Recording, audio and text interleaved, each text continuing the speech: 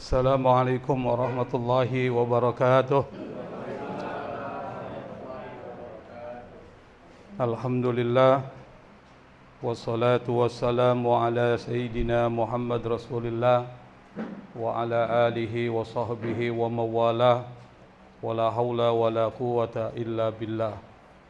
Allahumma la sahla illa ma ja'altahu sahla wa anta taj'alu sa'ba awil hadna idza syi'ta sahla birahmatika ya arhamar rahimin. Amma ba'd. Bapak-bapak, ibu-ibu yang dirahmati, dimuliakan oleh Allah Subhanahu wa taala.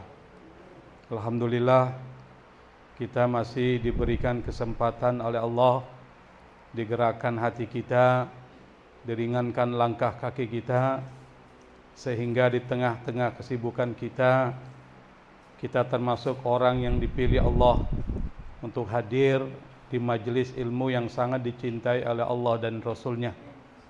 Saking cintanya Allah kepada majelis ilmu, sampai majelis ilmu disebut dengan Raudhah min Riyadil Jannah, taman surga. Kalau kita ingin mendapatkan taman surga di dunia, maka banyak menghadiri majelis ilmu. Yang namanya taman surga itu kan pasti ada kenyamanan, ada ketenangan, ada kebahagiaan. Kita kalau pergi ke taman pasti akan mendapatkan kenyamanan, mendapatkan kebahagiaan. Bahkan kadangkala waktu berlalu kita tidak rasa itu. Nah, Allah gambarkan kalau Anda ingin mendapatkan kebahagiaan, ketenangan dan kenyamanan, maka kalau ada majelis ilmu, hadiri. Dan memang kita bisa rasakan itu. Kalau kita hadir di majelis ilmu, itu biasanya tenang. Biasanya ada kebahagiaan. Yakin saya yang hadir di sini pasti akan tenang. Kenapa? Hal-hal yang terjadi di rumah tangga kita, biasanya kita hilangkan sejenak. Betul nggak, Bu? Kita ada ketenangan di situ. Dan ini disebut dengan Raudhah min Riyadil Jannah, taman surga. Nah, pada kesempatan kajian perdana kita, seperti yang diinginkan Ketua Majelis Ta'lim Pak Ihsan Tambasa ini, majelis bulanan kita itu pengajian dengan menggunakan silabus ya. Ini udah seperti orang kuliah aja ya. Berarti majelis taklim yang modern ini. Kalau yang lain kan biasanya berjalan seperti air. Ini ada silabus, ada tujuan pembelajaran, ada outputnya. Karena materi ini materi bulanan dan yang menjadi fokus kajian adalah fikih, maka kita buat tematik. Kita buat temanya. Fikih itu ini bisa dibesarkan gini, Pak. Kayaknya kurang ya. Supaya suaranya agak ini.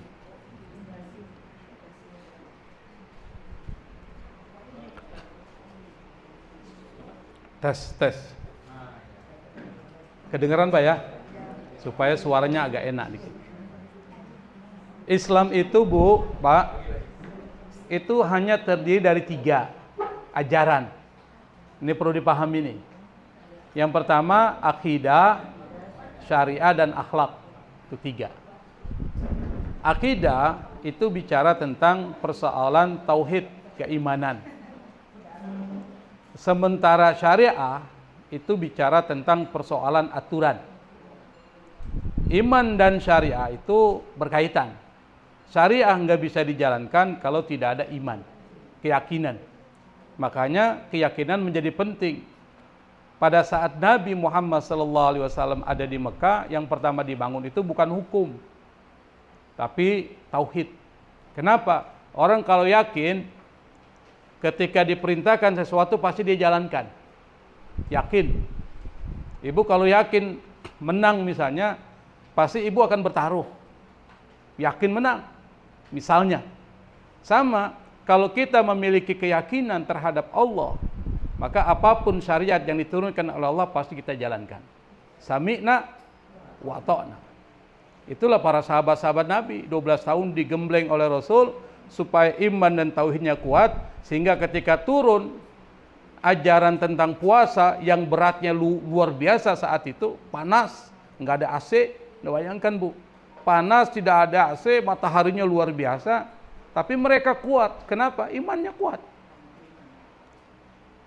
Terus sholat misalnya, dulu ada cuma satu masjid, Masjid Nabawi, ada masjid yang lain tapi agak jauh. Mereka meskipun jauh tetap pergi ke Masjid Nabawi. Apa yang membuat dan memotivasi mereka meskipun jauh?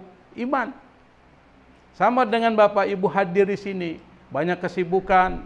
Seharusnya kan lebih enak liburan nih. Hari Minggu liburan, jalan-jalan. Tapi karena imannya kuat, saya akan hadiri majelis ilmu sebagai taman surga. Kenapa? Ini investasi akhirat kita. Rata-rata kan yang hadir sudah pensiunan ini. Ya Pak ya? Atau ada yang belum, jadi dikit lagi pensiun. 8 tahun lagi misalnya. Misalnya kan. Rata-rata yang sudah umur 50 tahun ke atas. Berapa umur kita? Antara 60 sampai 70. Maka di sisa umur ini isi yang baik-baik diisi. Kenapa? Jangan sampai kita pulang kembali kepada Allah nggak ada bekalnya sama sekali, merana kita, merugi kita.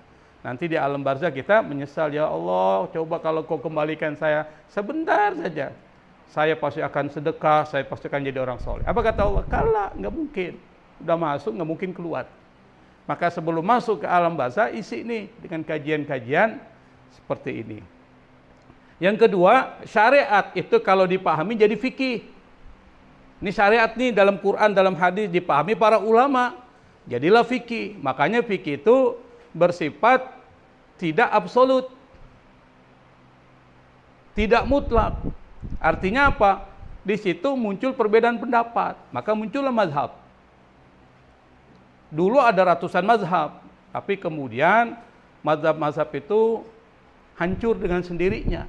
Karena terkait dengan faktor-faktornya. Misalnya apa? Negara enggak dukung, muridnya enggak banyak, ajaran-ajarannya tidak sesuai dengan logika manusia. Contohnya yang sudah hilang, mazhab Zahiri. Dulu ada tuh Pak, di dunia muslim, ada mazhab Zahiri yang melihat Quran tuh literalnya, makna literal. Yang substansinya enggak dilihat. Dan itu hilang. Kenapa? Karena tidak bisa menyesuaikan dengan perkembangan zaman. Sebagai contoh nih, mohon maaf nih Bu, dalam mazhab Syafi'i, nih, kalau kita ingin ngelamar perempuan, yang boleh dilihat apanya? Kita mau melamar perempuan nih, apanya bisa dilihat? Wajahnya dan telapak tangannya, seperti orang sholat tuh. Tapi kalau mazhab Zahiri, supaya tidak ada merugikan orang yang melamar, semua badannya boleh dilihat. Kira-kira malu nggak kalau nggak jadi Bu? Malu nggak? Malu. Nah, mazhab sekarang nggak bisa lagi menerima pendapat itu, maka pendapat itu ditolak, tertolak dengan sendirinya. Nah, mazhab yang berkembang saat ini adalah 4. Mazhab Hanafi, Maliki, Syafi'i, Hambali, dan mereka masing-masing berbeda pendapat. Nah, karena ini fikih, perbedaan pendapat itu biasa. Karena dia biasa, jangan saling menyalahkan. Tuh, maksudnya gitu. Jadi syariat kalau dipahami jadi fikih.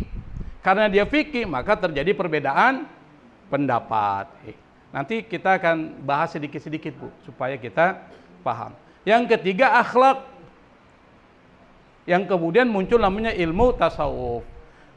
Nah, karena itu maka kajian kita tematik ini kita bahas khusus tentang toharo dulu, karena pembahasan fikih yang pertama itu toharo. Tapi karena ini pertemuannya sekali, maka kita padatkan. Nanti bisa ada tanya jawab, ada Pak tanya jawab? Ada, kita padatkan saja. Karena ini kita menggabungkan 2 disiplin ilmu, fikih dan tasawuf. Kenapa 2 disiplin ilmu ini penting? Karena kalau cuma fikih doang, kita bisa jadi orang fasik. Ngerti nggak Bu? Kalau cuma berpikir secara formal fikih, kita bisa jadi orang fasik. Tapi kalau kita cuma belajar tasawuf tanpa belajar fikih, kita bisa sesat. Maka harus digabungin tuh. Saya beri contoh nih Pak, supaya gampang dipahami. Kalau kambing dizakatin, kira-kira berapa nisabnya? Berapa nisab kambing? Berapa ekor? Hah? 100, berapa? Ada lagi Bu yang lain? Saya ini punya berapa puluh ekor kambing, lalu saya wajib mengeluarkan zakatnya. Berapa ekor kambing, Pak? Ini nggak bisa menjawab karena bukan tukang kambing kali Pak ya. Bukan tukang kambing. Sekarang tukang kambing lagi enak nih. Kang sapi, kang kambing enak banget sekarang nih. 40 ekor kambing. Kalau 40 ekor kambing kita punya nih fikihnya. Lalu berlalu 1 tahun, sudah sampai 1 tahun nih. Maka kita wajib ngeluarin 1 ekor kambing. Itu fikihnya. Yang formal, yang terlihat, yang lahiriah. Sekarang saya licik nih Bu. Saya licik nih. 40 ekor kambing saya punya. Sebelum 1 tahun, 1 ekor kambing saya kasih ke istri saya. Ini 1 ekor kambing saya kasih istri saya. Nih, saya kasih engkau ya 1 ekor kambing. Berarti tinggal berapa kambing saya? 39. Wajib nggak ngeluarin zakat? Enggak. Nanti 1 tahun berlalu tuh. Saya bilang sama istri saya, kembalikan tuh kambing. Dikembaliin. Jadi berapa lagi? 40. Nggak dapat bayar zakat tuh. Secara fikih boleh nggak? Boleh. Karena fikih apa yang terlihat formalnya. Tetapi secara tasawuf, akhlak dengan Allah kurang ajar nggak tuh? Kurang ajar. Anda main dengan Allah, bermain-main dengan Allah. Dimain-mainkan tuh. Yang seharusnya dikeluarin karena bermain strategi seperti itu, akhirnya dia tidak jadi ngeluarin zakat. Nah, karena itu maka harus digabungin tasawuf dan fikih, nggak boleh terlepas.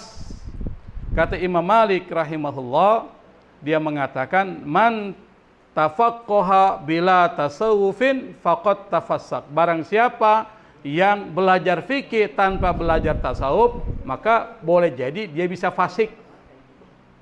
Wa man tasawwafa bila tafaqquhin faqad tazandaq, kata Imam Malik. Barang siapa yang belajar tasawuf tuh tapi nggak belajar fikihnya, bisa sesat. Misalnya apa? Dia belajar tentang ilmu membersihkan hati, tapi sholatnya enggak. Puasanya kagak. Apa dibilang? Sholat itu kan intinya cuma ngingat, eling.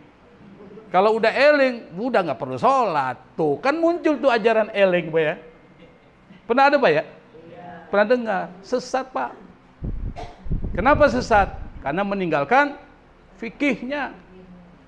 Wa man jama'a bainahuma faqad tahaqqaq, kata Imam Malik. Barang siapa yang menggabungkan keduanya, faqad tahaqqaq, dia mencapai hakikat yang sebenarnya, dekat dengan Allah. Kalau dekat dengan Allah, maka apapun yang jadi keinginannya pasti akan dipenuhi oleh Allah Subhanahu wa taala. Itu baru muqaddimah. Nah, saya mohon maaf nih, saya ngutipnya bahasa Arab, tapi Ibu nggak usah khawatir. Nggak perlu baca. Cuma saya ngambil karena nggak ada waktu untuk mempersiapkan karena terlalu banyak. Bukan, saya screenshot aja dari kitab Al-Mu'tamad fil Fiqh Syafi'i. Ini ada di dalam kitab Fiqh Syafi'i. Kita memahami toharoh itu. Toharoh itu dari bahasa Arab. Toharoh, bersih. Orangnya tohir. Maka ada namanya Erik Thohir.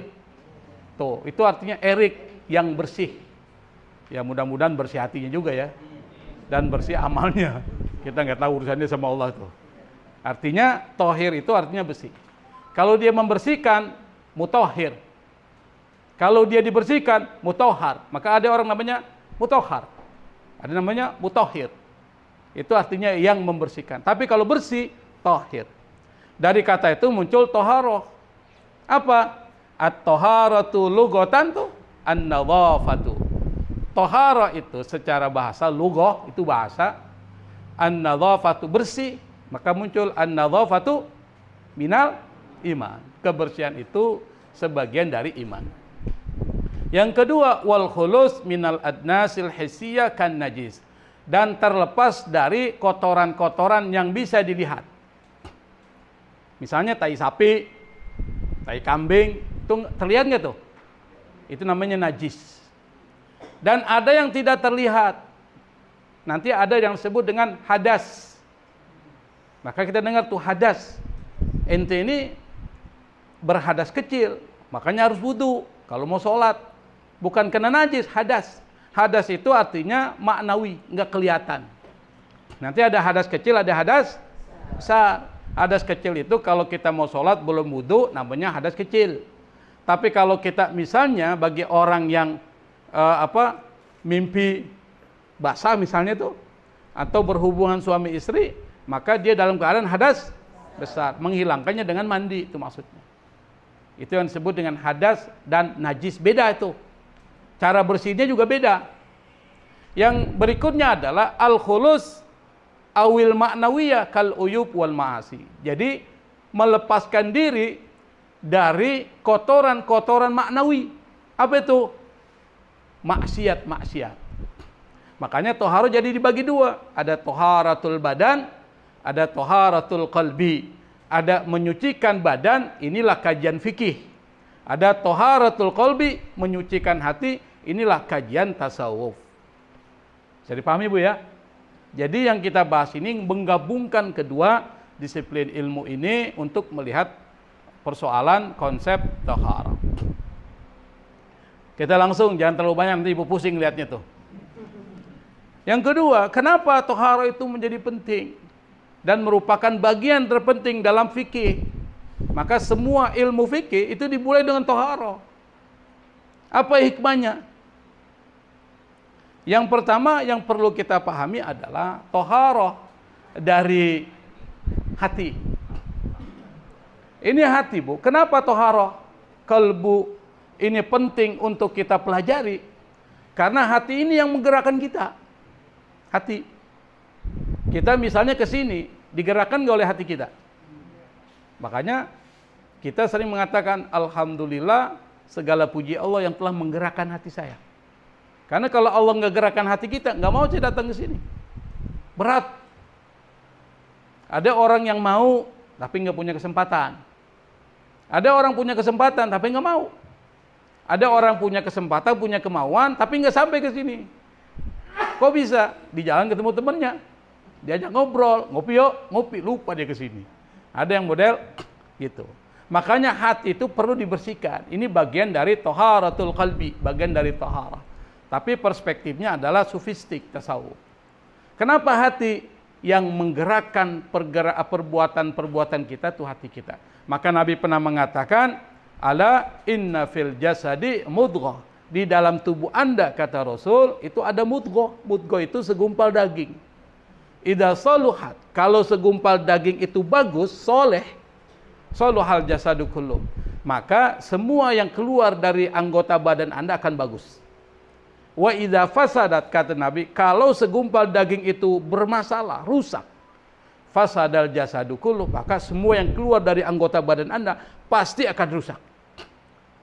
Apa? Pikiran kotor, mata melihat yang kotor-kotor, telinga mendengarkan yang kotor-kotor, yang enggak baik, mulut ngucapin yang enggak tidak baik, tangan melakukan yang tidak baik, kaki berjalan ke tempat yang tidak baik. Itu kalau hati bermasalah. Makanya para ulama sufi, sebelum kita masuk ke fikihnya, itu membuat aturan tuh Bu, ini biar tahu nih, karena yang menyelamatkan tuh hati kita nanti. Apa? Untuk membersihkan hati, ada 3 langkah yang harus diambil. Perlu kita jelaskan. Meskipun penjelasan ini panjang, tapi kita ringkas saja. Apa? Yang pertama disebut dengan at-takhalli. At-takhalli itu dalam bahasa Arab artinya mengosongkan. Mengosongkan apa? Supaya hati itu bersih. Mengosongkan hati dari penyakit-penyakit hati.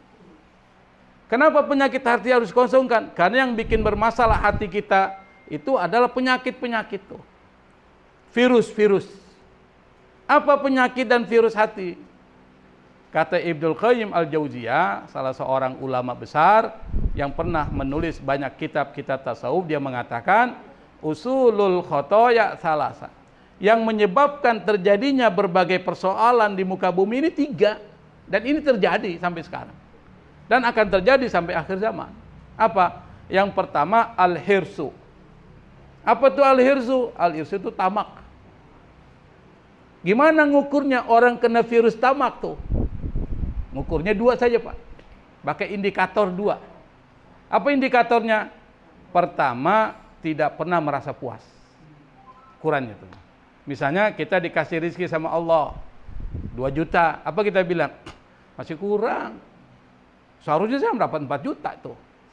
Jadi merasa kurang. Makanya dalam Islam diajari namanya qanaah dan syukur. Qanaah itu artinya apa? Merasa cukup dengan apa yang diberikan Allah dan syukuri nikmat yang diberikan Allah. Itu ada ajaran tasawufnya. Kenapa manusia itu mempunyai sifat seperti itu? Nabi pernah mengatakan. Kata Nabi, seandainya anak cucu Adam itu diberikan satu lembah berisi emas, latamannau tsaniyan. Kata Nabi, dia pasti akan menginginkan lembah emas kedua. Kalau diberikan lembah emas kedua, latamannau tsalisan, dia pasti akan menginginkan yang ketiga tuh. Lalu Nabi menutup dengan satu kalimat, wala yasuddu jawfa ibni Adam illa turab. Yang bisa menutup perutnya anak cucu Adam dari sifat rakus itu at-turab, tanah. Maksudnya apa? Kalau dia mati selesai. Tuh. Jadi di situ ada sifat di mana orang nggak pernah merasa puas. Dan kita lihat sekarang, banyak nggak Pak? Misalnya saya beri contoh nih, karena nggak merasa puas. Contoh yang jadi fakta aja ya. Jadi nggak gibah ini. Apa? Para hakim-hakim yang ditangkap kemarin tuh. Ibu nonton Bu ya? Bapak nonton kan? Para hakim. Kira-kira gaji hakim berapa sih Bu? Berapa Pak? Berapa? Kalau dibandingkan dengan gaji bapak-bapak dan ibu-ibu gimana Pak? Jauh, apalagi gaji pensiunan. Cuma 75%. Jauh itu. Itu bisa, saya nggak tahu ya berapa pastinya, tapi kalau dihitung-hitung 1 bulannya bisa 50 juta itu. Betul Bu ya? 50 juta kalau kita diberikan gaji itu cukup nggak sih? Sangat cukup. Kenapa dia bisa sampai korupsi juga? Merasa kurang, tamak itu. Makanya apa yang terjadi setelah itu? Dia korupsi, dan setelah korupsi apa yang terjadi? Di penjara tuh. Nah, makanya yang seperti ini diajarkan oleh Rasulullah, hilangkan tuh sifat tamak yang ini bisa menghancurkan Anda. Memang awal-awal enak tuh, tapi lama-kelamaan akan ketahuan juga itu. Apa yang terjadi? Penjara seumur hidup. Artinya apa? Yang dia cari, yang nikmati siapa? Anaknya, keluarganya, dia di penjara itu. Makanya belajar dari pengalaman itu, bersihkan hati kita dari sifat tamak, terutama merasa tidak pernah puas terhadap apa yang diberikan Allah. Yang kedua, cirinya kalau ini ada sama kita, kita kena virus tamak ini. Apa itu? Menghalalkan segala cara, Bu. Kita ingin kekuasaan nih, ini bukan mengkritik ya, tapi introspeksi diri kita. Kita ingin sesuatu nih, bagaimana caranya saya dapat nih jabatan ini nih. Maka cara apa aja dipakai, Bu. Sampai melanggar aturan-aturan hukum, diubah undang-undangnya misalnya. Sampai dia suap itu, dan seterusnya. Apa? Yang penting saya dapat itu. Itu menghalalkan segala cara. Makanya Nabi Isa pernah cerita. Bapak Ibu kenal Nabi Isa? Kenal nggak? Tahu atau kenal? Tahu. Kalau kenal berarti ibu udah tua itu. Pernah ketemu. Tapi mau ketemu Nabi Isa nggak? Mau ketemu Nabi Isa? Mati dulu. Tapi Nabi Isa belum meninggal kan? Nabi Isa sekarang ada di langit. Rafa'ahullahu ilaih, kata Allah, Allah angkat tuh. Nanti akan turun di akhir zaman yang tujuannya adalah untuk membunuh Dajjal. Nah, dari situlah tanda akhir zaman. Kapan-kapan kita cerita tentang tanda akhir zaman. Ada 3 itu. Yang sudah terjadi dan nggak akan terjadi, yang sudah terjadi dan akan terjadi terus, yang ketiga yang belum terjadi. Itu pembelajaran tauhid, rukun iman yang kelima. Kapan-kapan kita akan belajar, Bu. Cuma waktunya ini pendek banget sih. Tapi nggak apa-apa, di waktu pendek ini insya Allah kita gunakan seoptimal mungkin. Nah, Nabi Isa itu pernah didatangi oleh seorang pemuda. Dia bilang, ya Isa, boleh nggak saya menemani engkau pergi kemanapun kau pergi, saya ikut. Kata Nabi Isa, silakan. Akhirnya sepakat, mereka kemudian berjalan bersama sampai masuk ke satu tempat. Di situ mereka istirahat. Setelah istirahat mereka kemudian muncul rasa lapar. Nabi Isa keluarkan dari tasnya 3 potong roti. 1 potong diberikan ke temannya itu, 1 potong roti dia makan sendiri, tinggal tersisa 1 potong roti yang lainnya. Setelah selesai makan, Nabi Isa pergi ke sungai, minum air. Pas balik, roti yang sisanya udah nggak ada tuh. Kira-kira yang ngambil siapa, Bu? Siapa yang ngambil? Kan dia berdua nih. Yang ngambil siapa tuh? Pasti temannya kan. Kita dengan teman misalnya berdua makan sesuatu 3, tinggal sisa 1, kita jalan, balik udah nggak ada. Yang makan siapa? Teman kita pasti. Nabi Isa pun tahu ini yang makan dia. Cuma Nabi Isa ingin mengkonfirmasi, benar nggak nih? Ditanya, roti sisanya ini kemana? Apa dia bilang? Saya nggak tahu, wahai Isa. Ditanya lagi, kemana roti itu? Saya nggak tahu. 3 kali. Kata Isa, ya sudahlah. Kalau gitu kita lanjutkan perjalanan. Pergilah dia. Masuk ke dalam sebuah hutan. Dalam hutan, Nabi Isa istirahat. Temannya pun ikut istirahat. Di depan Nabi Isa ada batu koral, ada batu kerikil. Tahu batu kolar, Bu? Batu kolar atau batu kerikil. Kalau kerikil agak kecil, kolar agak besaran dikit. Nabi Isa ambil tuh batu dengan tangannya, lalu Nabi Isa bilang, ya ahjar, kuni zahaban biidnillah. Wahai batu-batu, jadilah engkau emas dengan izin Allah. Berubah nggak tuh batu? Berubah. Yang ngomong siapa? Nabi Isa. Kalau yang ngomong ibu, nggak mungkin berubah. Sampai kapanpun tetap batu kolar tuh. Karena Nabi Isa dekat sama Allah, apapun permohonan jadi. Bukan cuma itu, minta turun hidangan dari langit pun Allah turunkan. Dalam surah Al-Maidah itu diceritakan tuh. Kenapa? Nabi.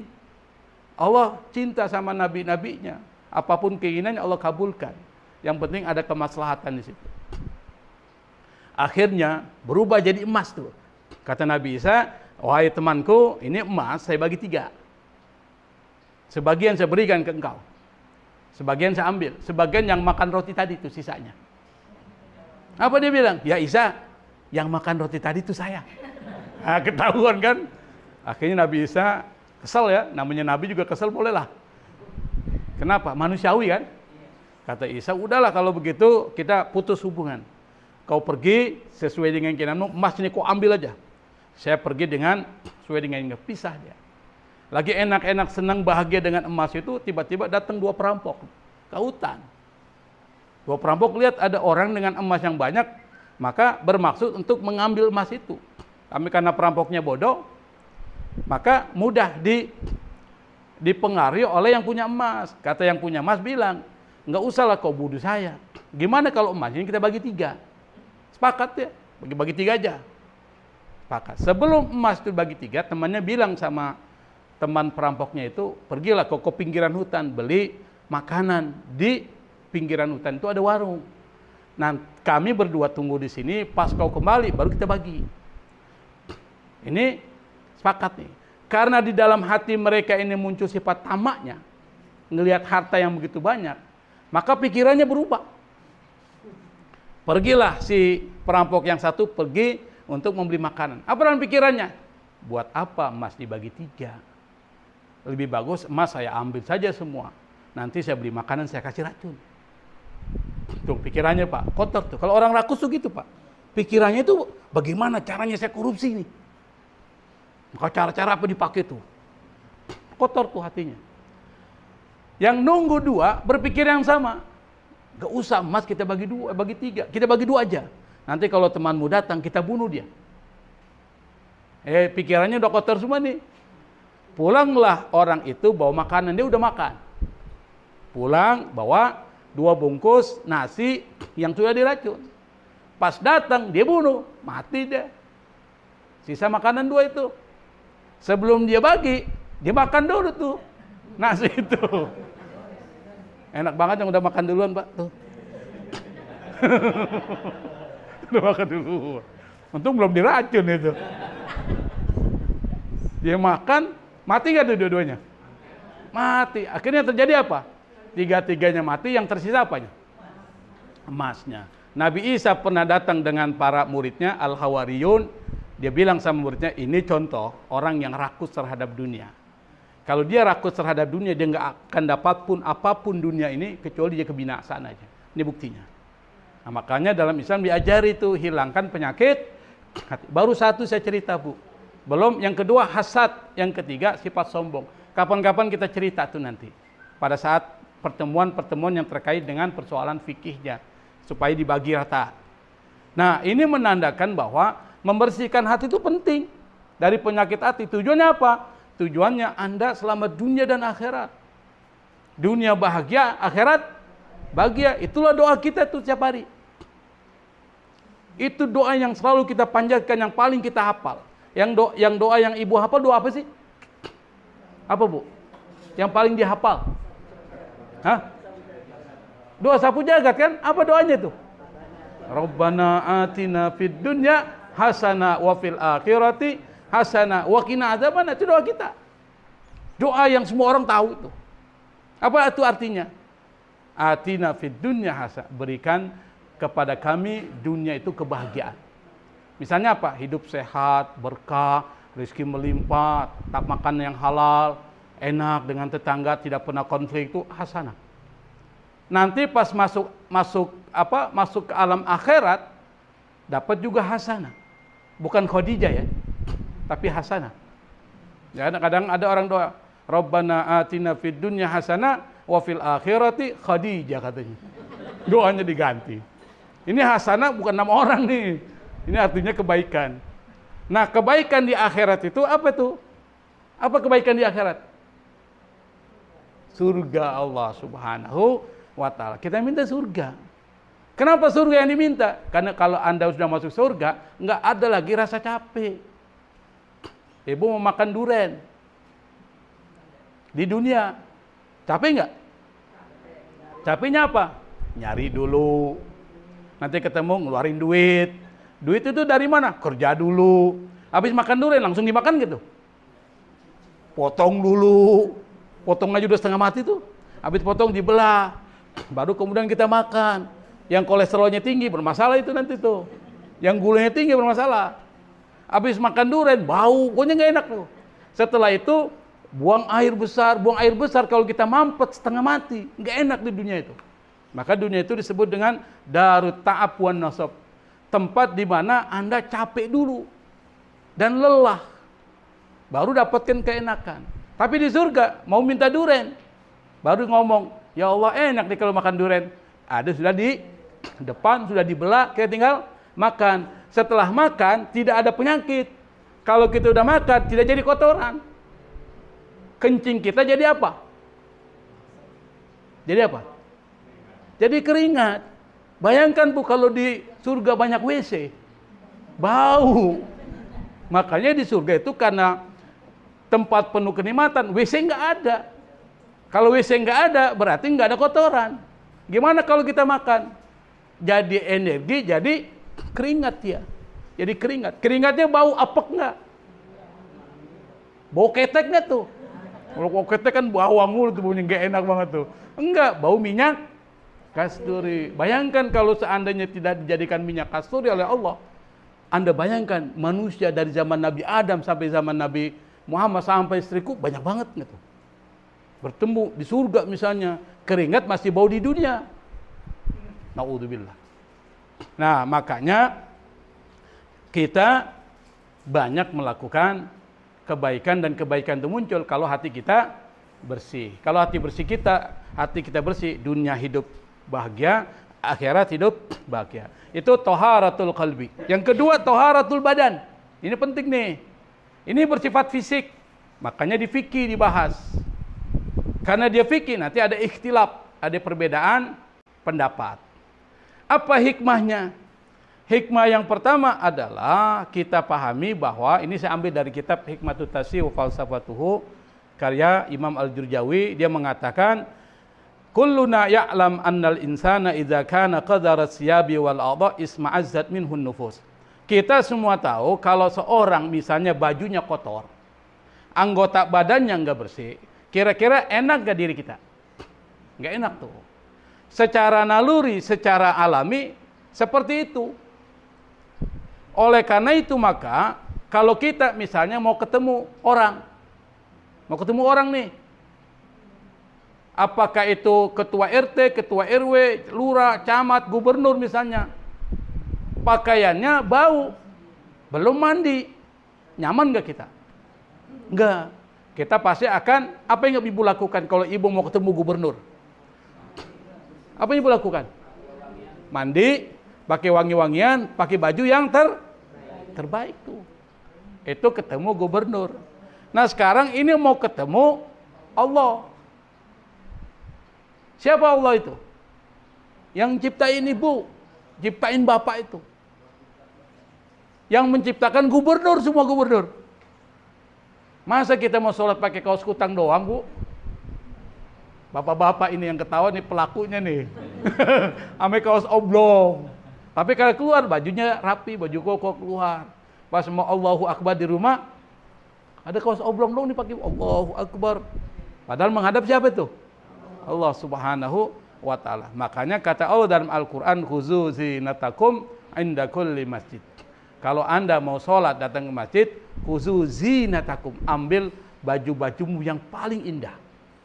Yang bersih, indah, wangi. Kenapa? Supaya tidak mengganggu orang. Makanya kemudian dari toharo itu disyariatkanlah nanti wudu, mandi, yang kalau seandainya tidak ada air maka berlaku yang ketiga yaitu tayamum. Apa hikmah di balik syariat toharo itu? Yang pertama adalah tujuannya mendekatkan diri kepada Allah, itu satu. Jadi yang namanya ibadah itu mendekatkan diri kepada Allah. Tujuan kita diciptakan oleh Allah itu ibadah. Maka apapun yang ibu lakukan niatnya itu harus ibadah. Supaya semua dapat pahala. Maksudnya apa? Perbaiki niatnya. Lillahi ta'ala. Kita kerja, niatkan ibadah. Kenapa? Karena orang kerja niatnya untuk menghidupi anak istrinya atau keluarganya. Kata Nabi, asbaha amsa maghfuran lah. Orang itu kalau sore istirahat dia habis pulang kerja, itu diampuni oleh Allah Subhanahu wa taala. Itu kata Nabi itu. Jadi orang yang cari nafkah itu dapat pahala tuh. Asal nafkahnya yang halal. Yang kedua, Nabi pernah ngelihat sahabatnya tangannya bengkak-bengkak, Pak. Dia lihat tangannya bengkak-bengkak. Nabi tanya, "Wahai sahabatku, apa yang terjadi dengan tanganmu?" Kata sahabat Nabi, "Ya Rasul, saya ini habis melakukan pekerjaan kasar." Apa? Mengangkat batu, memecahkan batu dan memotong pohon-pohon untuk dijadikan kayu bakar. Lalu Nabi lihat tangan orang itu bengkak-bengkak, Nabi pegang, Nabi cium tangan itu.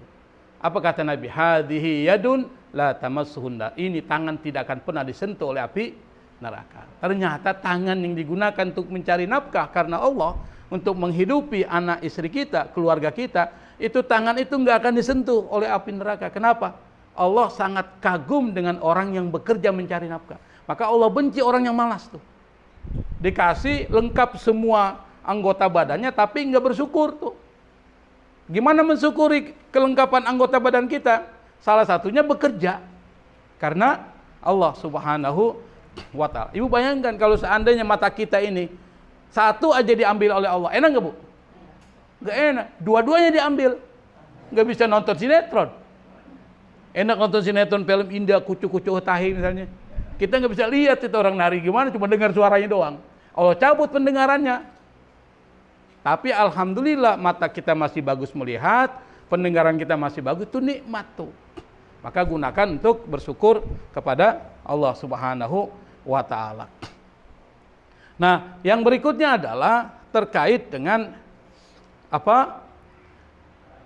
Taharah itu ada 3.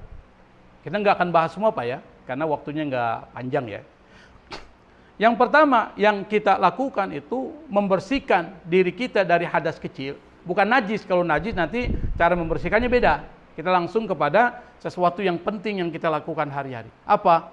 Wudu. Dan wudu ini adalah kunci untuk melakukan ibadah sholat. Bapak, ibu melakukan sholat tanpa wudu, sah nggak? Bukan cuma tidak sah. Kalau orang sengaja melakukan itu nanti pada saat ketika dia di alam akhirat atau di alam barzah itu alam kubur ya. Jadi jangan Bapak bayangkan alam kubur itu di dalam tanah, bukan. Itu alam tersendiri. Ada orang mengatakan, saat di alam kubur berarti di kuburan, bukan. Kalau di kuburan bagaimana orang yang mati tenggelam? Nggak pernah ketemu, nggak pernah bisa didapatkan. Berarti di alam apa dia? Nggak dikuburin. Di alam barzah semua. Jadi alam kubur itu alam barzah. Kalau alam barzah ada alamnya tuh. Karena ada alamnya beda hukumnya, beda prosedurnya.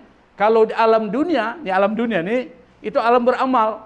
Alam barzah, alam transit. Anda nggak bisa beramal, Anda menyesal. Kenapa dulu saya di dunia nggak beramal? Menyesal. Makanya dalam Al-Quran diceritakan surah Al-Munafikun. Apa kata Allah? Anfiku mimma razaqnakum min qabli ayyatiya ahadakum maut fayaqul rabbi laula akhartani ila ajalin qarib fa asaddaqa wa kum minasolihin. Nanti dicari tuh. Surat Al-Munafikun di akhir. Masih lupa ayatnya, di akhir-akhir. Kata Allah, infakkan harta kalian sebelum datang kepada kalian kematian. Kenapa Allah suruh?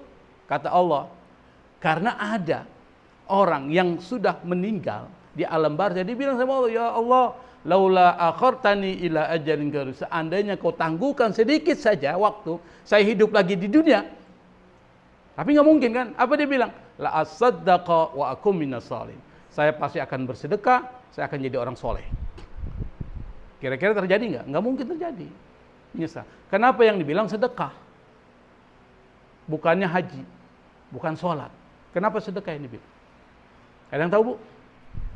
Dia bilang, kalau seandainya saya diberikan hidup lagi, meskipun cuma 1 minggu atau 1 hari, saya pasti akan sedekah. Kenapa sedekah? Ada yang tahu? Nah, ini perlu kita perhatikan. Karena orang bisa diringankan azabnya di dalam kubur, bisa dilepaskan di dalam kuburnya dari siksa api neraka yang begitu dahsyat pada saat dalam kubur, itu sedekahnya. Dan itu pengalaman orang di alam barzah. Maka dibilang, kalau seandainya saya dikasih waktu, ya Allah, kembalikan ke dunia, saya pasti akan sedekah. Kenapa? Karena dia tahu bahwa yang menyelamatin dia di alam kubur itu sedekah. Kata Nabi, inna sadaqata latutfi wan ashabil kubur harnat. Sesungguhnya sedekah itu bisa memadamkan api yang ada dalam kubur. Yang kedua, semua anak cucu Adam kalau meninggal, dia meninggalkan 3. Betul nggak, Bu? Apa yang pertama? Sedekah jariyah, sedekah yang terus-menerus mengalir. Itu namanya wakaf. Jadi bukan sedekah biasa, tapi wakaf. Misalnya ada masjid butuh karpet. Kata ibu, udahlah saya yang belikan tuh karpet. Karpet di Masjid Al-Ittihad misalnya kan jadi rapi, bagus nih. Kemudian orang sholat nih, banyak nih. Ada 200 orang sholat. 200 orang sholat dapat pahala nggak tuh? Ibu yang ngasih karpet dapat pahala 200 orang itu. Sholat zuhur, nanti asar ada lagi, ada. Sampai masjid itu nggak ada. Kalau masjid itu ada sampai hari kiamat, ibu di alam kuburnya cuma nerima paket kiriman pahala terus setiap hari. Enak gak tuh, Bu? Enak. Makanya mumpung hidup di dunia, berlomba-lomba berinfak, bersedekah, terutama wakaf. Orang yang cerdas itu adalah orang yang dia manfaatkan waktunya nyari uang dan dia sedekahkan. Itu orang hebat. Cerdas itu namanya. Tapi kalau dia ngumpul-ngumpulin hartanya, dan kumpul banyak, meninggal, siapa yang ngambil? Anak cucunya. Dia menderita tuh. Makanya perlu ditimbangkan. Nah, wudu itu secara spiritual itu manfaatnya banyak. Bukan cuma kesehatan ya. Kalau ibu ingin dihapus dosanya oleh Allah Subhanahu wa taala, maka setiap sholat berwudu tuh. Berapa kali kita wudu? Itu setiap kita wudu, maka dosa-dosa kecil kita dihapus oleh Allah Subhanahu wa taala. Ini ada hadisnya. Rawahul Baihaqi, diriwayatkan Imam Al-Baihaqi. Apa tuh? Hadisnya adalah idza tawadda'al abdu tahattat anhu dunubuhu. Apabila seseorang berwudu, tahattat, maka berguguranlah apa? Zunubuhu, dosa-dosanya. Kama tahatta waraqu hadhihi syajarah. Kata Nabi, seperti daun-daun dari pohon ini berguguran, diberikan contoh. Jadi pada saat ketika kita berwudu, itu setiap tetes air pas di akhir anggota badan yang kita basuh, itu jatuh tuh air tuh. Di situ terhapus dosa-dosa kita. Dosa yang mana terhapus? Dosa kecil. Dosa besar enggak. Dosa besar harus tobat. Kalau dosa kecil terhapus. Misalnya apa? Kadang-kadang kita kan enak-enak ngomongin orang nih. Itu kan dosa-dosa kecil tuh. Bohong sama suaminya. Mau kemana? Dia panggil istrinya, mau kemana? Ke depan. Padahal ke rumah temennya gitu. Jadi bohong-bohong itu termasuk dosa-dosa kecil tuh, nanti dihapus tuh melalui. Tapi jangan bilang, nggak apa-apa saya lakukan dosa kecil, nanti abis itu saya wudu. Jangan juga. Jangan pakai strategi wudu. Nanti saya habis pulang kan dosa nih, wudu aja saya kasih banyak lah, biar jatuh tuh, bukan gitu. Nah, apa syaratnya? Pertama harus niat ikhlas. Ini tasawuf nih, ikhlas nih. Yang kedua apa? Yang kedua, sesuai dengan yang diajarkan Rasulullah, tata caranya. Jangan ngarang sendiri. Wudu ngarang sendiri. Kaki dulu Habis kaki apa? Baru mulut. Habis mulut, baru tangan. Itu ngarang sendiri tuh. Bid'ah itu. Kenapa? Karena bertentangan dengan apa yang diajarkan oleh Rasulullah. Jadi nanti harus tertib. Nah, salah satu rukun dari wudu itu adalah tertib. Kita langsung cepat. Kalau kesehatan udah jelas, Bu. Manfaatnya banyak. Pada saat Covid kan banyak orang masuk Islam gara-gara soal tohar itu. Siapa? Dokter Karisa. Bu pernah dengar? Dokter Karisa, mu'alaf, Kristen, dia dokter. Dia lihat kenapa ini pas saat Covid itu orang-orang Islam itu sampai wudunya itu ternyata membuat dia tertarik tuh dengan ajaran Islam dan akhirnya masuk ke dalam agama Islam. Dan kalau bicara tentang sains itu luar biasa tuh. Ada seorang intelektual Austria masuk Islam gara-gara neliti wudu tuh. Kenapa dia teliti wudu? Dia orang ahli saraf. Dia ngerti. Dia sering ke wilayah-wilayah negara Muslim. Dia lihat orang Islam tuh kalau mau sholat pasti dia wudu. Saya coba-coba ikutlah. Jadi dia bukan Muslim, dia ikut-ikut. Dia ke Turki, dia ke Maroko, dia ikut-ikut orang sholat. Padahal belum Islam. Karena dia ahli saraf, dia tanya kenapa yang dibasuh cuma 6, 4 yang dibasuh. Yang ini jadi rukun wudu. Apa yang dibasuh? Kedua tangan sampai siku. Apalagi? Muka, kedua tangan, kemudian baru kepala. Habis itu kok 4 itu? Yang lain sunnah. Ternyata pas diteliti, ternyata 4 wilayah yang disentuh oleh air, kalau dia disentuh itu bisa memberikan efek kesehatan yang luar biasa. Jadi disebut dengan hotspot. Jadi titik panas, kalau itu terkena air itu bisa luar biasa manfaat kesehatannya. Itu kata Leopold, seorang ilmuwan saraf yang kemudian setelah dia teliti itu dia masuk ke dalam agama Islam. Kenapa? Ternyata Islam memang agama benar dari Allah. Buktinya ajarannya luar biasa. Nah, ini satu kisah, Bu. Ini sampai jam berapa, Pak Ihsan? Sampai jam berapa? Hah? Enggak, maksudnya saya nggak pernah capek. Karena kita ini dosen ya. Dosen kalau ngomong 4 jam juga sanggup dosen. Yang capek yang dengar. Apa ya? Ini udah capek Ibu nih. Ini Ustaz ngomong lama banget nih. Oke, terus. Ini ada kisah, Bu. Ini kisah ini saya ambil dalam kitab Irsyadul Ibad. Kebetulan saya ngajar kitab Irsyadul Ibad. Dan pembahasan berikutnya adalah masih tentang persoalan ini. Ada satu kisah yang saya ambil. Apa? Ada seorang ulama tasawuf namanya Junaid Al-Baghdadi. Nanti kalau Ibu ingin tahu siapa Junaid Al-Baghdadi, Ibu bisa browsing di internet. Saya ngejelaskan dia. Dia satu hari kena radang mata nih, matanya kena radang. Ya bahasa kita sakit mata lah. Lalu kemudian dokter bilang, ini kan Imam Junaid Al-Baghdadi zaman dulu ya, bukan zaman sekarang. Kata tabib dia bilang, kalau Anda ingin sembuh, jangan biarkan air menyentuh matamu. Ini kan pertimbangan medis tuh. Setelah dokter itu pergi, Junaid nggak dengerin. Ini wudhu ini persoalan ibadah. Dan dia biasa wudhu. Nggak pernah batal wudhu. Ada orang nggak pernah batal wudhu. Kalau dia batal, dia wudhu lagi. Dia berwudhu, dia sholat, tetap dia pakai, dia wudhu, basahkan semuanya. Tiba-tiba, ini cerita benar nih, matanya sembuh. Matanya sembuh. Karena dia seorang wali ya, dia percaya betul tuh, setiap syariat Islam pasti ada manfaat. Kalau kita enggak Bu, kita ini ragu-ragu. Benar nggak sih? Benar nggak sih? Kalau orang-orang seperti ini yakin. Makanya luar biasa keyakinannya. Sampai karena yakinnya Bu, kalau dia misalnya baca, misalnya ini air minum nih, dia baca Al-Fatihah ini, Al-Fatihah ini dibaca, itu bisa sembuh. Bismillahirrahmanirrahim. Ini saya minum nih Bu. Nah, saya haus. Kalau yang baca orang yang imannya kuat seperti sahabat Nabi itu bisa memberikan kesembuhan ke orang. Tapi kalau yang baca ibu-ibu saya nggak yakin. Coba ibu baca, ada orang lagi sakit TBC, bacakan dulu Al-Fatihah. Sembuh kagak tuh? Belum tentu sembuh, karena yang bacanya nggak yakin. Nah, ketika dokter itu kembali dan melihat matanya Imam Junaid Al-Baghdadi, tiba-tiba sembuh. Lalu dia tanya, yang engkau lakukan apa? Sampai matamu ini sembuh. Apa dia bilang? Saya atawadda wa usalli. Saya melaksanakan wudu dan kemudian sholat. Dokter itu orang Nasrani. Lalu setelah dia melihat keajaiban yang terjadi kepada Imam Junaid Al-Baghdadi, lalu dia kemudian, ini penyembuhan dari Allah, bukan berdasarkan ilmu kedokteran. Kalau ilmu kedokteran pasti akan rusak matanya. Tapi karena Allah yang menyembuhkan, Asy-Syafi yang menyembuhkan, maka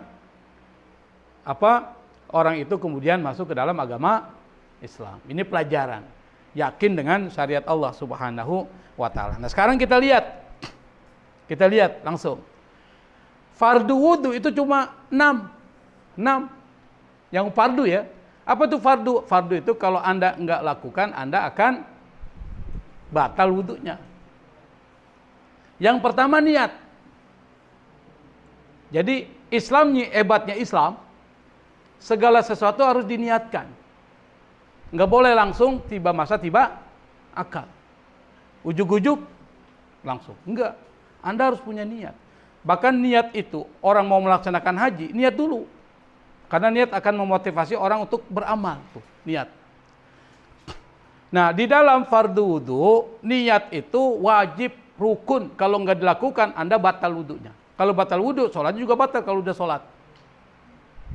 Kapan niat dilakukan? Ibu kalau wudu niatnya kapan? Pas kita mau wudu, niat itu hukumnya sunnah. Sunnah. Jadi misalnya apa? Pas air keran kita buka, nih air keran kita buka nih, lalu kita ambil air, kita gosok tangan kita. Ini sunnah nih niat ini. Sunnah. Baca bismillah. Kemudian kita masukin ke dalam mulut, ini sunnah. Sekaligus dengan hidung. Ada yang sekali jalan. Habis masukin, langsung dia tiup. Lalu kemudian dia istinsak, dikeluarin tuh. Dipegang mulutnya, keluarin.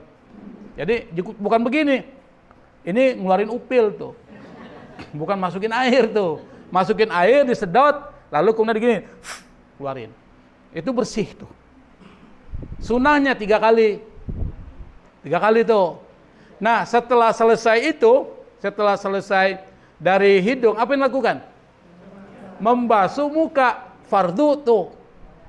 Kalau enggak dilaksanakan itu, batal Anda wudu. Tapi kalau enggak ke kumur, enggak bersihin tangan yang pertama, enggak masukin air ke dalam hidung dan mengeluarkan, kalau itu enggak dilakukan, itu enggak membatalkan wudu. Tapi kalau pada saat ketika membasuh muka tidak dilaksanakan, maka wudunya batal. Nah, pada saat ketika kita membasuh muka, pada basuhan yang pertama harus niat. Ini niatnya fardu. Makanya pada saat kita basuh muka, Pak, begini nih, saya beri contoh. Air nih, harusnya 2 tangan. Jangan 1, tapi 1 boleh, 2 tangan. Dimasukkan pertama ya, itu niat tuh. Nawaitu sholat lillahi ta'ala. Saya niat sholat karena, atau nawaitul wudu lis-shalah lillahi ta'ala. Saya niat wudu untuk sholat karena Allah. Itu wajib pada saat membasuh muka. Yang mana yang nggak buka ini? Ini tempat tumbuhnya rambut nih, sampai di sini. Tapi kalau ada laki-laki botak sini nih, ini bukan rambut nih, bukan ini, sampai sini juga. Ini kan saat ini warnanya terang nih, nggak ada rambutnya. Kena nggak? Enggak, sama ini aja nih. Karena ini udah bermasalah kan, ada orang yang apa namanya ini? Apa sih istilahnya kalau kepalanya di sini habis nih? Apa namanya? Botak nih sini nih. Di sini habis nih, kan ada yang sudah hilang. Ini bukan dianggap sebagai batas muka. Batas muka di sini. Manbat ar-ras, tempat tumbuhnya apa rambut nih, sampai di sini. Muka ini. Maka kalau ibu, bapak sampai di sini dong, nih. Batal. Karena ini nggak kena nih. Sampai mana lagi? Sampai di sini, telinga. Jadi yang disebut dengan muka ini nih, satu nih, tuh. Oh, buka. Sampai di sini nih. Sampai di sini. Bisa dipahami nggak tuh, Bu? Maka harus kena itu, muka. Nah, pada saat ketika niat nih, pada saat ketika niat, itu pada saat basuh yang pertama. Kalau lupa, bisa yang terakhir. Dia lupa tuh. Kenapa? Kalau nggak niat, batal wudu. Jadi niat itu inda awwali ghuslil wajhi, pada saat ketika membasuh yang pertama. Kenapa niat menjadi penting? Kata Imam Al-Ghazali dalam Ihya Ulumuddin, ini orang ahli sufi, dia mengatakan niat di awal wudu adalah ikrar. Sedangkan niat saat membasuh wajah adalah penguatan ikrar itu melalui tindakan. Nah, membasuh wajah itu dengan niat dianggap sebagai ritual penyiapan cermin hati untuk menerima pancaran nur Allah. Maka Ibnu Athaillah yang nulis kitab Al-Hikam yang banyak dipelajari masyarakat, meskipun kitab ini kitab berat ya, dia bilang sebelum engkau meminta Allah membersihkan hatimu, bersihkan dulu wajahmu dengan niat yang tulus. Jadi niat. Maka niat itu menjadi rukun di semua aktivitas ibadah. Semua ibadah Anda harus niat. Sholat, niat nggak? Mengeluarkan zakat? Puasa? Niat tuh. Semuanya. Haji? Oh, niat itu. Jadi semuanya harus pakai niat. Ini menandakan bahwa niat itu bagian dari untuk memantapkan. Dan ini kalau kita laksanakan dalam kehidupan kita, itu menjadi motivasi. Motivasi itu penting untuk kesuksesan kita. Yang kedua, ghuslul wajhi. Rukun yang kedua adalah ghusl itu membasuh. Al-wajhi itu muka. Apa? Yajibu ghuslu zahiril wajhi, wajib membasuh bagian luar dari wajah karena firman Allah faghsilu wujuhakum. Basuhlah wajah-wajah kalian. Yang namanya wajah itu seperti yang saya katakan tadi tuh. Apa? Wahadduhu tulan ma baina manabiti sya'ri ra'si ila dzaqni wa muntahal lihyain. Jadi dari sini nih, dari tempat tumbuhnya rambut sampai zakun. Ini nih zakun nih.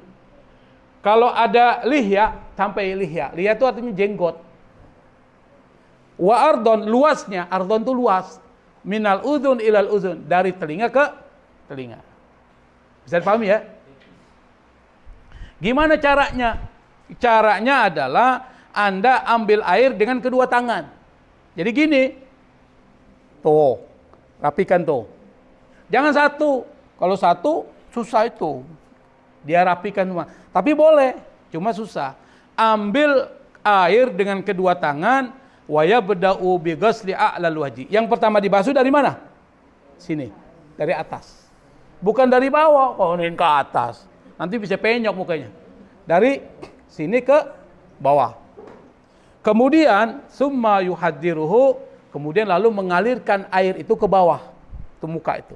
Dan kalau bisa ditekan-tekan juga, Bu.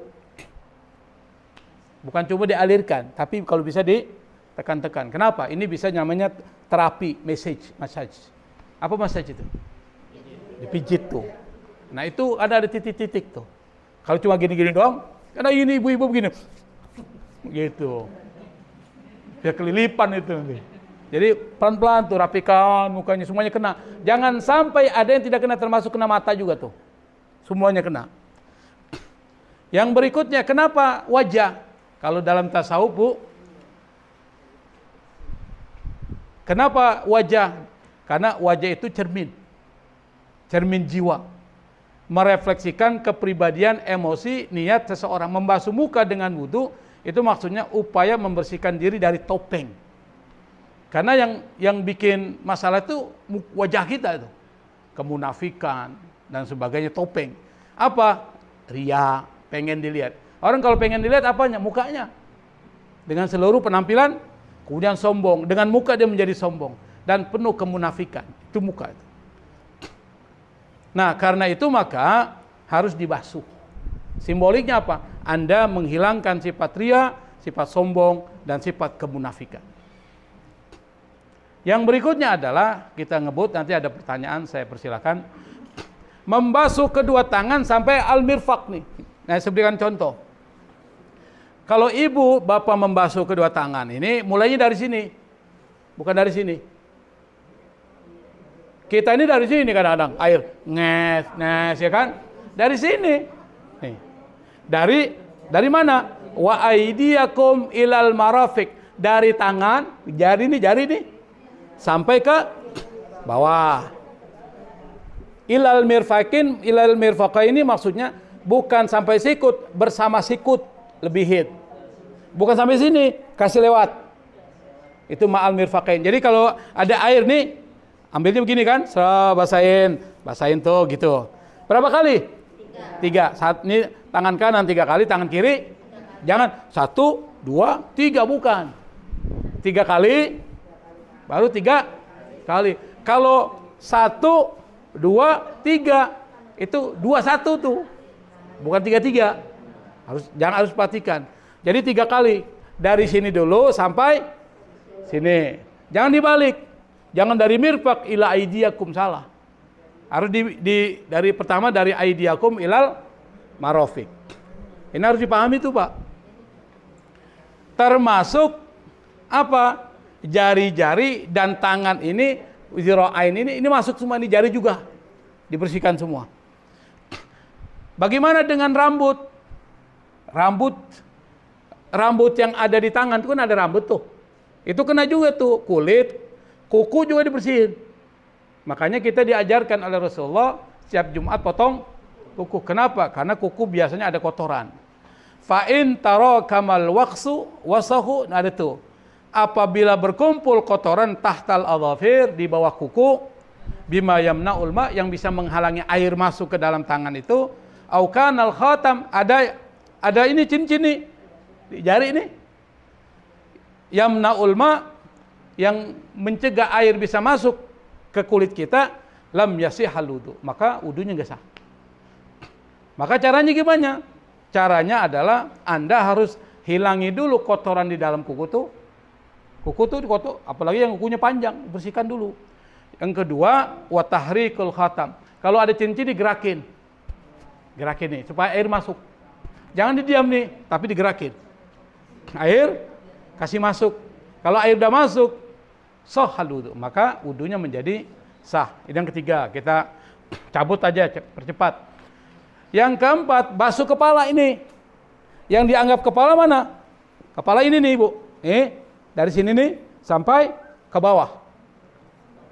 Ini kepala, ros. Dari sini ke atas. Ini kepala. Para ulama fikih berbeda pendapat.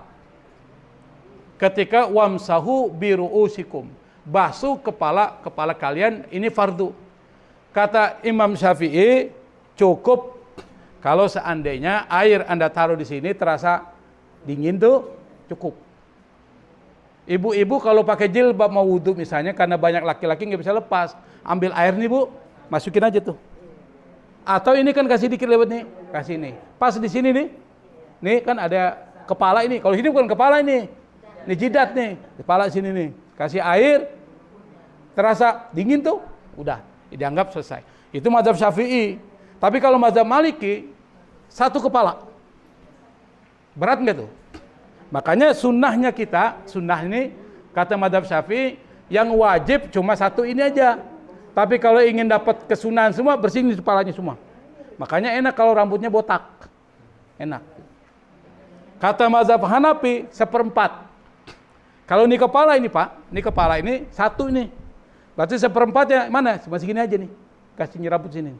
Atau di tengah-tengah sini, atau di sini. Yang penting seperempat. Yang paling enak mazhab Syafi'i. Mazhab Syafi'i itu memberikan keringan. Kenapa? Cukup Anda taruh di sini juga nggak apa-apa nih. Taruh sini. Yang penting kepala. Karena dianggap bagian dari kepala. Nah, perempuan wal mar'atu karrajuli. Perempuan seperti laki-laki fi sifati masirasi dalam menjelaskan tentang membasuh kepala. Wa yumkinu an tudkhila yadaha, boleh jadi atau mungkin memasukkan tangannya tahta himar, ya, di balik hijabnya itu atau jilbabnya, hatta yaqa'al masu ala sa'ar, sampai dia sentuh rambutnya melalui jilbabnya itu. Jadi boleh, jangan dibuka. Masukin aja tuh ke sini, kan bisa. Kita nggak usah bahas ini. Nah, sekarang kaki nih. Kaki, Pak, ya. Di dalam Al-Qur'an disebutkan wa arjulakum ilal ka'bain. Basuh kakimu sampai mata kaki. Yang dianggap mata kaki bersama dengan mata kaki. Jadi dibasuh. Dan pada saat basuhnya, Pak, ini tangan kanan membasuh kaki kiri. Kaki kiri, tangan kanan. Makanya kalau kita mempunyai tempat duduk, bagaimana caranya kita bisa duduk di situ biar gampang tuh basuhnya. Kalau diri susah. Duduk misalnya ada tempat duduk, makanya banyak tempat-tempat duduk ada tempat duduknya tuh. Kalau ibu pergi ke Taif misalnya atau ke Mekah itu ada ada masjid itu di daerah Ja'rana kalau nggak salah. Itu kalau ada tempat duduk itu ada duduknya tuh, jadi enak sambil duduk. Bisa kita basuh sedikit. Semuanya harus kena, Pak. Jari-jarinya itu sampai bersih, sampai kakinya bersih. Dan disunahkan itu sampai betis. Bukan cuma mata kaki, tapi sampai betis. Kenapa? Nanti di akhirat yang menandakan orang-orang yang wudunya bagus itu kelihatan. Ghurran muhajjalin, mukanya bersinar. Kelihatan, termasuk dia bersih, betisnya bersinar tuh. Maka basuh sampai betis. Kalau kita misalnya di rumah lebih enak pakai sampai betis tuh. Ya kan? Tapi kalau di masjid agak susah juga kelihatan orang kalau ibu-ibu. Tapi kalau laki-laki masih bisa, tapi kalau pakai celana panjang susah juga. Nah, yang terakhir adalah tertib tuh. Tertib ini wajib tuh. Jadi nggak boleh nggak berurutan, harus berurutan. Kenapa? Nah, ini ada hikmahnya, Pak. Ini hikmah. Tertib itu menggambarkan proses. Anda mau jadi orang sukses, nggak bisa langsung. Anda mau jadi gubernur, nggak mungkin langsung kecuali melalui tahapan-tahapan begitu. Bisa nggak Bapak dapat golongan 4E tanpa 4A? Bisa nggak? Enggak, itu tertib. Bisa nggak langsung loncat? Nggak bisa, kecuali pakai ordal. Orang dalam. Itu harus tertib tuh. Ini mengajarkan Anda kalau ingin sukses, tertib tuh. Maka kata Ibnu Arabi seorang ulama sufi, nanti saya akan ceritakan di akhir siapa Ibnu Arabi, cuma saya kutip saja. Dia mengatakan tertib wudu adalah cermin tertib alam. Alam ini tertib. Kalau alam nggak tertib, kiamat kita. Beri contoh. Wasyamsu tajri limustaqarril laha dzalika taqdirul azizil alim. Matahari itu beredar dari peredarannya, tertib ya. Keluar nggak dari peredarannya? Coba keluar sedikit, Bu. Kebakar nih dunia nih. 0,000 berapa senti aja kebakar dunia ini. Jadi udah tertib dia. Semuanya tertib beredar. Kita pun tertib nih ukurannya nih. Bernapas dengan apa? Dengan hidung. Nggak mungkin bernapas dengan telinga, nggak mungkin. Jadi tertib. Nah, tertib ini adalah cermin alam. Siapapun yang memelihara ketertiban, maka ia menyelaraskan diri dengan rahasia penciptaan. Anda ingin sukses, ikuti proses. Jangan melawan hukum alam, ikuti proses. Kalau melawan hukum alam, Anda nggak lama itu. Segala sesuatu yang melanggar hukum alam, dia nggak akan lama di situ. Pasti dia akan mengalami penderitaan. Memang terjadi, tapi tidak lama. Dan itu yakin. Tapi kalau orang proses dari bawah ke atas, dia pasti lama. Kenapa? Dia sudah mengalami yang disebut dengan pengalaman-pengalaman itu, Bu. Beda kan? Orang yang tidak berpengalaman dengan berpengalaman memimpin sesuatu beda nggak? Beda. Itu proses. Itu namanya tertib. Dalam wudu tertib, dalam sholat tertib, semuanya tertib. Puasa pun tertib. Anda kalau belum matahari terbenam, jangan buka puasa, nunggu tertib tuh. Nah, siapa Ibnu Arabi? Terakhir saya cerita nih. Ibnu Arabi ini orang hebat. Jadi dalam sejarah Islam itu ada Ibnu Arabi, ada Ibnul Arabi. Kalau Ibnul Arabi ahli fikih, mazhab Maliki. Tapi kalau Ibnu Arabi seorang ulama tasawuf. Dia muridnya banyak, orang kaya. Saking kayanya dia, hartanya banyak. Tapi bukan berarti dia terikat dengan kayaannya. Pernah dia punya murid. Ini cerita apa ya? Muridnya ini berada di wilayah tempat lain, agak jauh dari tempat Muhyiddin Ibnu Arabi yang merupakan seorang ulama sufi di Andalus. Andalus di mana sih? Spanyol. Spanyol ya? Di Spanyol, Andalusia. Sang murid ini, dia seorang ulama sufi, pekerjaannya nelayan. Muridnya nih, murid dari Ibnu Arabi. Nelayan, setiap dia nelayan dapat ikan. Banyak ikan. Setelah dapat ikan, dia potong dua itu ikannya. Kepalanya dan badannya dipotong. Kepalanya dia kumpulin buat dia makan. Badannya dia sumbangkan buat orang. Sedekahkan. Jadi yang dia makan apa? Makanya dia disebut dengan syekh kepala ikan. Karena kebiasaannya begitu. Bayangkan nelayan dapat ikan, dia cuma makan kepalanya, sisanya itu badannya dikasih orang miskin. Sudah susah masih bersedekah. Satu ketika dia punya murid nih. Muridnya ini mau melakukan perjalanan dagang ke Andalusia. Muridnya pamit sama gurunya, Pak Kiai, saya mau pamit izin mau pergi ke Andalusia mau berdagang. Kata sang kiai ini, dia bilang, di sana ada guruku. Kalau memang kau ke Andalusia ada waktu, sempatkan datang ke guruku dan kirim salam saya ke guruku. Namanya ini Ibnu Arabi. Setelah selesai dia berdagang, sebelum balik ke tempat tanahnya atau negaranya, dia cari itu guru dari gurunya. Dia tanya-tanya, Anda kenal nama Ibnu Arabi? Kau kenal? Tolong tunjukkan di mana rumahnya. Dia kasih ditunjukkan rumah yang paling mewah di situ, di negara Andalusia. Dia bilang, kaget dia. Murid ini kaget. Guru saya itu miskin. Pasti gurunya guru saya lebih miskin dari guru saya. Kan begitu? Tapi ini kok kaya banget ini. Pikiran dia orang kaya, pasti hidupnya itu ya seperti kita pahami lah. Pemahaman orang miskin terhadap orang kaya kan begitu. Tapi Ibnu Arabi kekayaannya tidak membuat dia lupa dengan akhirat. Maka untuk jadi orang yang zuhud itu bukan berarti ninggalkan dunia. Kita cari dunia. Setelah dapat dunia, jangan terikat oleh dunia itu. Itu maksudnya zuhud. Akhirnya datang ke rumah itu, dia bilang, Guru saya kirim salam ke guru. Dan dia minta pesan. Kira-kira apa pesan guru buat guru saya sebelum saya balik dari tempat ini. Apa dia bilang tuh Muhyiddin Ibnu Arabi? Bilang sama gurumu jangan memikirkan dunia. Bayangkan Pak. Si murid ini bingung. Gurunya sudah miskin, minta pesan dari gurunya, jangan mikirin dunia. Ini kurang ajar juga ini. Balik dia. Pas balik ke rumah gurunya yang ada di kampungnya. Ditanya, apa pesan guruku buat aku? Kata gurunya si dia. Apa dia bilang?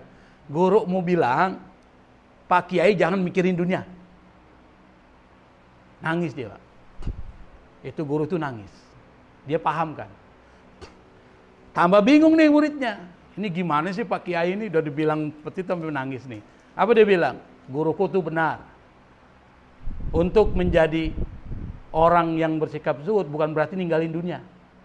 Saya saja kata orang itu. Pada saat ketika saya memotong ikan menjadi dua, bagian dan kepalanya, saya ambil kepalanya, saya masih berpikir, kira-kira gimana sih enaknya makan badan ikan. Cuma berpikiran gitu aja, gurunya tahu. Bilang sama gurumu, jangan mikirin dunia. Jadi kaya Pak, perlu. Tapi jangan sampai kekayaan kita membuat kita lupa sama Allah Subhanahu wa ta'ala. Itu pesannya. Maka kalau kita memahami tentang wudu, sebenarnya banyak pesan moral. Yang pertama, bersihkan hati Anda lebih utama ketimbang fisik. Yang kedua, apa yang diajarkan dalam wudu itu mempunyai pesan moral, motivasi hidup kita. Yang pertama apa? Anda harus tertib di dalam kehidupan Anda. Kalau Anda tertib, pasti Anda sukses. Kalau Anda sukses, Anda akan mendapatkan kenikmatan. Ketika Anda mendapat kenikmatan, gunakan untuk disyukuri kepada Allah Subhanahu wa ta'ala. Saya pikir ini bisa saya sampaikan, mudah-mudahan bisa memberikan inspirasi, motivasi bahwa ternyata dari fikih tohara saja, dari wudu, kita banyak pesan-pesan moral yang kalau kita jalankan, insya Allah kita akan jadi orang yang sukses. Wallahul musta'an. Assalamualaikum warahmatullahi wabarakatuh.